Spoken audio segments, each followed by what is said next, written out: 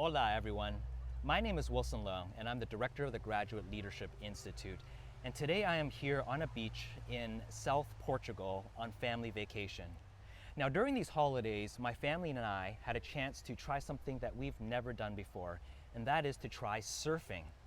Now, none of us have surfed before, so we all took an introductory lesson, and the surf instructor gave us some really good advice. And he said two things. First of all, be ready, and secondly, be persistent.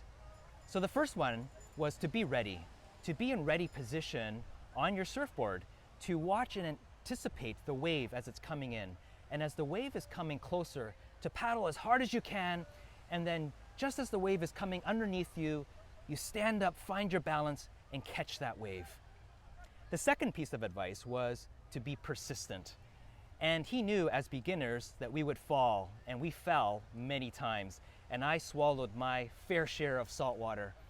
But the advice was great because it reminded me that every time I fell, that it was okay, and that I just needed to get back up, to get back in that ready position on my surfboard, and to anticipate and to catch the next wave. And I just think that is not only great surfing advice, I think that is great graduate advice as well.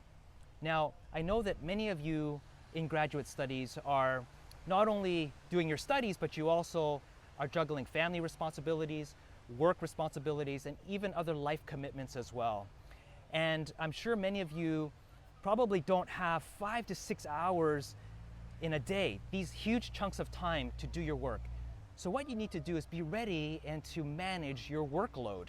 So for example, if you know that you have a long commute ahead of you on the subway or on the GO train, and you know that you also have tons of reading to get caught up on, then be ready by downloading your articles ahead of time on your device so that once you have that chunk of 15 minutes to 20 minutes or maybe even 30 minutes, that you can be productive because you were ready.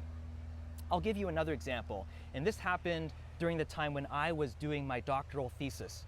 And like many of you, I had other life responsibilities. So that particular day, I had to get my oil changed. So I went to the mechanic and brought my car in, and I asked the mechanic how long it would take, and he said it would take 45 minutes. So I didn't want to waste that 45 minutes of precious time.